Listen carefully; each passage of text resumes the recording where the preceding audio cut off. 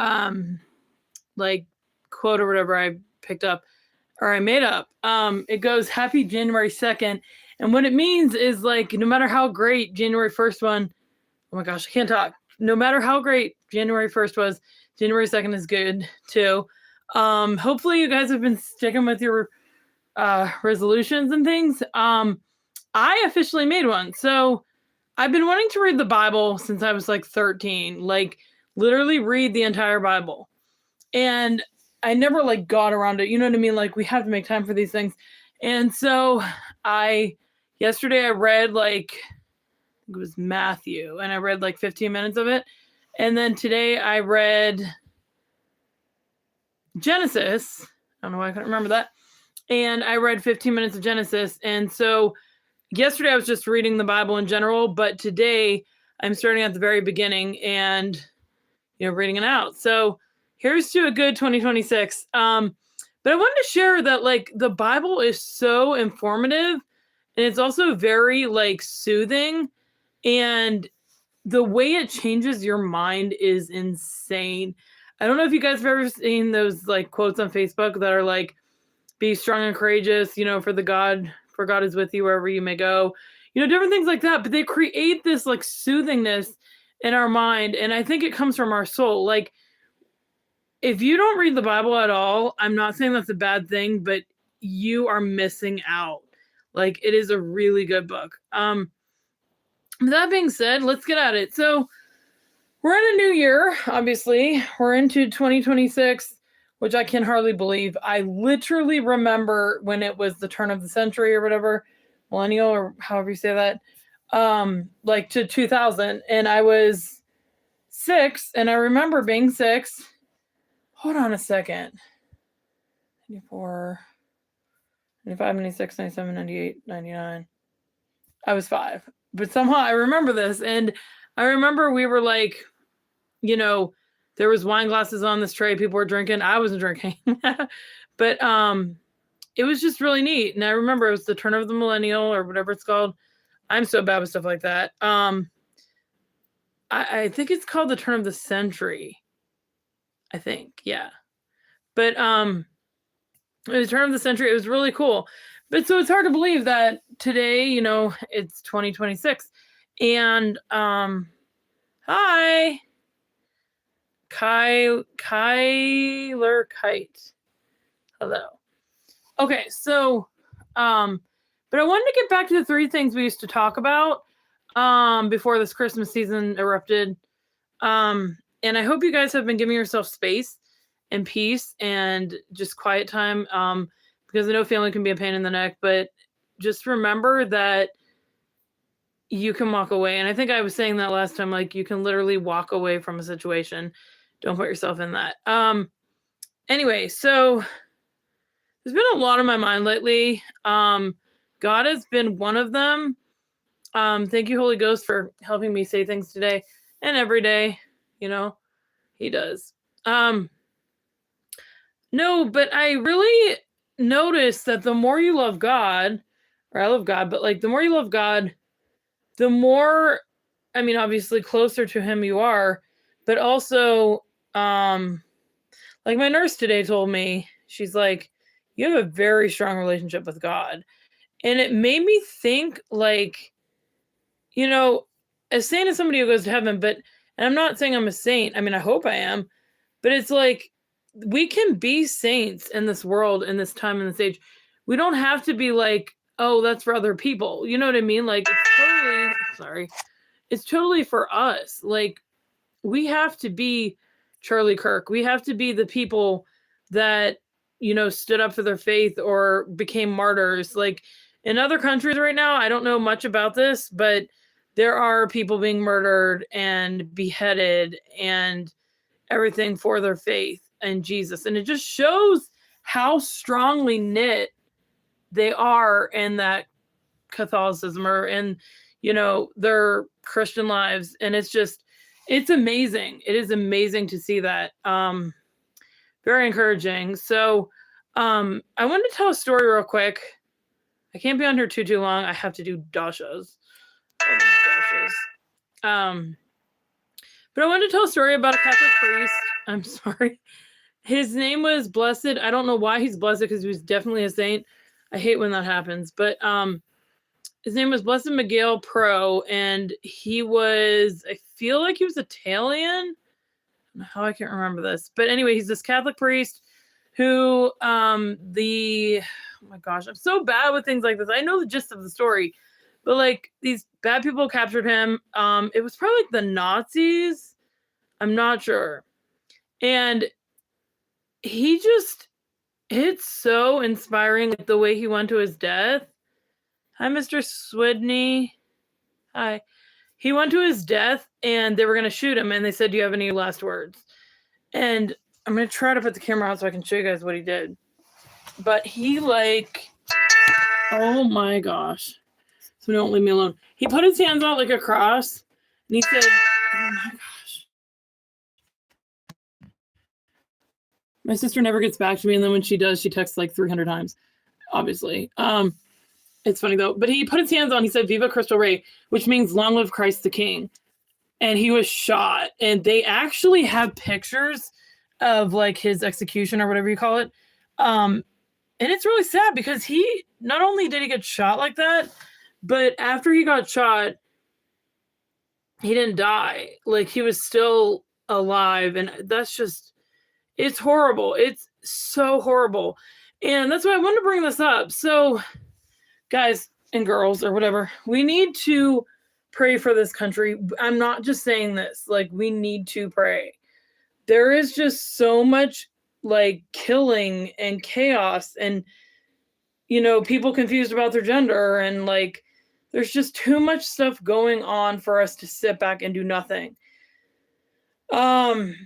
You know, one way we can help that is to be a good example, not necessarily to pick out all the bad people, but just be a good example. If you're a Christian, Catholic, whatever, and you're proclaiming, you know, it's good to go around proclaiming Jesus. It's good to stand up for him. It's good to say things at rallies and everything. One of the ways we can actually be a good example is by being a good example. I don't know why I just said that, but it's true. Like you see, it's just, you have to go around with this sense that you're going to change the world. And like, one of the things I do is just not really pretend like okay, so I don't rule the world, obviously, God does, but I live off the quote, be the change you want to see in the world. It is so important to be like that. Hi guys, subscribe. It is so important to be the change in the world, because one thing I've learned, if you do not find a way out, maybe somebody will help you, but what if they don't? Like, you need to stand up for yourself and, you know, be present in that. I will tell you guys a story. This is really hard to talk about, and it's very, I don't know what the word is, like raw. Like, I'm just going to tell a story about how I was trapped somewhere and I got out. So I don't know. For those of you who don't know my story, I have a chemical imbalance and I'm not really afraid to talk about it. I definitely have one. But I got off medication one time, cold turkey, and the effects were horrifying. But I'm from Pittsburgh, right? So they took me to Western Psych, which is like a state, like a hospital for crazy people.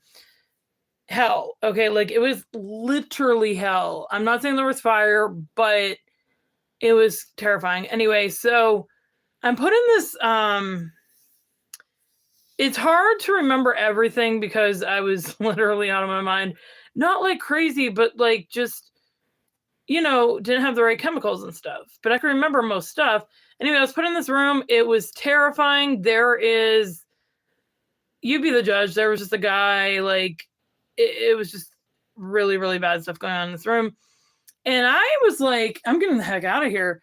And so I like went over and there was this couch. And I kid you not, this couch was like a 2-person rubber couch. And I was low on energy, low on mental energy, low on every single thing. I don't remember if I prayed. I think I did before them. It was really hard for me to pray at the point. But I was like, I'm going to pretend like this couch is like I'm getting my kids. Because they say when you do stuff for your kids, like it's like you're stronger because you have more oomph or whatever. But I'm like, I'm going to pretend like my kids wanted to get out of here, and to get them out, I have to throw this chair at the at the fire thing. Okay, so it's like this case over a fire thing. And if you break the case, the fire alarm thing would go off. That's what I thought. And so it's not a fire alarm. It's like, it's hard to explain. It's like if a fire was going on, it would be going off. But I was just like, I'm getting out of here. So I got the couch and I picked it up and I threw it at it, and it was like bing, and it hit off. And then the couch fell or whatever, and they were mad. And they're like, put her in the isolation room. So these people, like, if I could sue every single one of them, I would. And I could, but I don't have, like, evidence. Like, I don't know. They have the security cameras and all that stuff. Plus, I don't have mental energy for it. But they put me in this, they put me in this room. It's called an isolation room. I don't know if you guys have ever heard of it. It's, like, terrifying. It's a very small room, padded walls. Or I don't know if they're padded. They're just, like, yellow kind of. At least this one was. And there's a drain in the middle, and I'm just like walking around in this room like, what the heck? And so I prayed to God. I said, I really am going to get out of here. You know what I mean? And I knew they were going to come back in. So I'm like, I'm going to keep moving to like keep my strength. I'm going somewhere with the story, I swear. I just want to tell you guys how like God got me out of this. Thank you, God. So I was like stomping around trying to keep my energy, and they brought like this guy in and this guy in and put me on the ground, and like they were just horrifying people. Like I am actually convinced that they were demons from hell. Like I'm just totally convinced. And then oh shoot, somebody's texting me.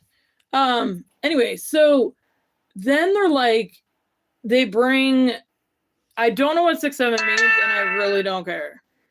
So then they bring in these guys, like 4 guys, and I remember explicitly because 2 were on, there were like 2 black security guards and 2 just guys. And 2 were on my left, 2 were on my right, and they were trying to like get me on the ground, and I was trying to get out of the room. And this is the part that I thought was really, really interesting. So all of a sudden, I could feel the Blessed Mother's presence. I could just tell she was there. And as they're trying to pull me from both sides, she yells out through me. And she's like, get away from her. And I like pushed past these 4 guys. But the thing that was interesting is not one day, like I was only in there for like overnight. But at one point, I lost all my energy. I could not like lift a finger. Like I was just so low on energy, so tired. And then like I saw them ready to come back in, and I'm like terrified, and I'm just like, oh my gosh. You know what I mean? So when they opened the door to come in, I just like yelled at the top of my lungs, and I was like, help, you know what I mean? It was really, really loud. And then after that, I think God helped me get out. I actually thought that I was going to like be a martyr or something, because I did not think I was going to make it out of there alive. Like it's hard to even fathom that I made it out alive. But I just want to show that like what you want out of the world, you have to fight for. Like you can't just sit back and do nothing, because you know, demons, people that are bad are in the world too. And we just got to do our part, and we got to, you know, change this world. We can't just sit back and do nothing. We have to pray. And I think that prayer is something we really need to achieve and do. And yeah, we just got to keep going in that direction. I'm the president now. No, I actually don't know what my views of Trump are. I like him. I think he's really knowledgeable and everything, but I don't really share my political opinions on here because it's just not worth it. But anyway, guys, I hope you have a good night. And if you're single and you want to get married, that person will come along. And just be thankful in the meantime. And then, yeah, we talked about God a little bit. So yeah, I'll leave you guys go for the night, but have a good night. God bless. Bye.